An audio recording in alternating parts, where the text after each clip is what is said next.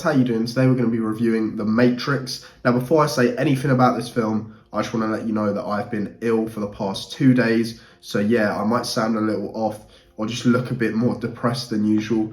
It's literally just because I've had a really bad cold the last couple of days. So yeah, I'm going to do my best to let you know, because I've never seen this film. I only saw it for the first time the other night.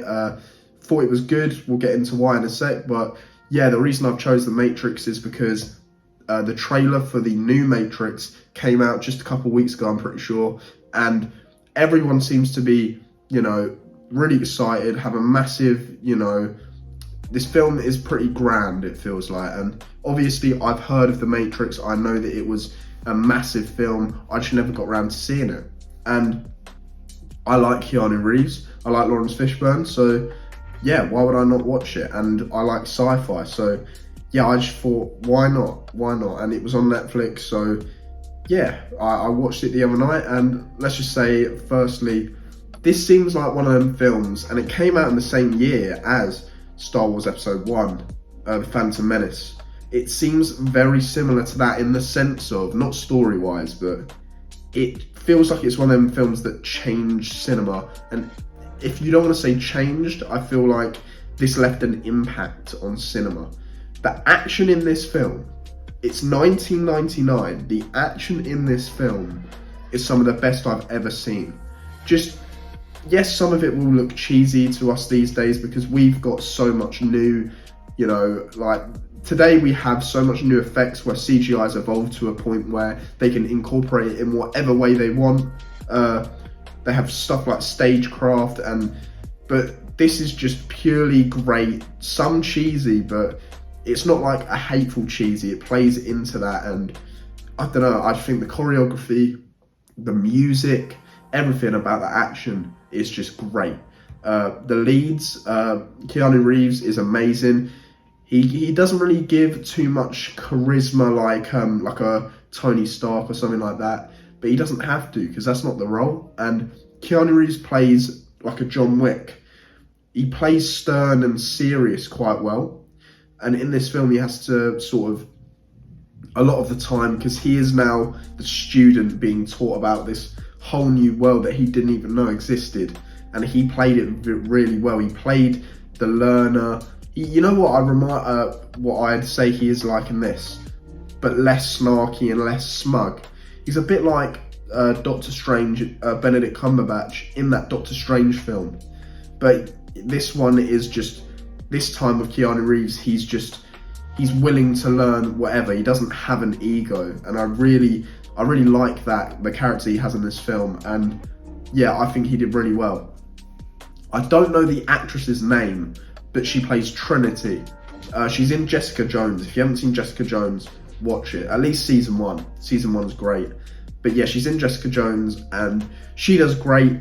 I will go into the 2 negatives I have for this film. The main one is the love interest of Trinity for Keanu Reeves' character. It felt forced to me, in my opinion. And it gets rid of logic in scenes where he's dead and she kisses him and he survives. Like, there's no that's not like True Love's Kiss or whatever. Like, they've built a serious world with rules, and for me, that scene broke the rules that this world has set, and it really pulled me out of the film. Like, genuinely, I was like, well, my suspension of disbelief is being questioned here, because I don't know, it just crossed the line for me, and I really didn't like that. But everything else, including the opening scene, she was great. She was great. She played it very well, does the action very well. I'm pretty sure she didn't do all of her own choreography, but what she did do was great. Now, I think I said I had 2 negatives. I really don't actually, now I think about it. That is my one gripe with the film. Pacing in the second act. Oh yeah, no, wait, I do. The other negative I have is the plot twist where the guy wants to go and just, double cross the team so that he can get his own life back. but it doesn't feel out of character or whatever, because if you look at him, you know if anyone's going to betray, it's him. It's very obvious, but I think this film is so unique, it makes the cliche stuff, like that love interest and this guy really has barely any reasonings to switch sides. And because this film is so unique, it makes the cliche stuff stand out so much more. So yeah, I really didn't like that. But the music, there's a really famous music piece that's in a scene where they're walking through a sort of a program of New York. I'm pretty sure it's something like that. I think the music is great. Mostly all of it is fantastic, and then there's some stuff that's just good. There's no bad music, it's all great stuff. So yeah, I think the music's great, performances, the story was very unique, I really liked it for the time.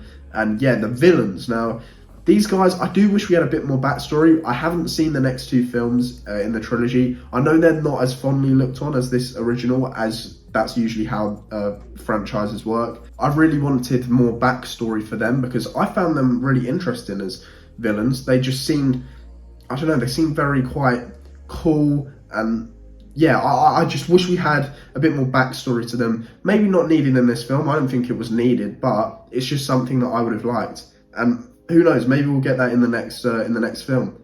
I'll let you know, I will see it at some point. Now, my Spider-Man reviews, this is where we're going to talk about this. So, my Spider-Man reviews will start coming back. I know I said I was starting it, and I've just had a lot to do, been quite busy, so yeah, we'll get those reviews out for you guys, especially before No Way Home comes out.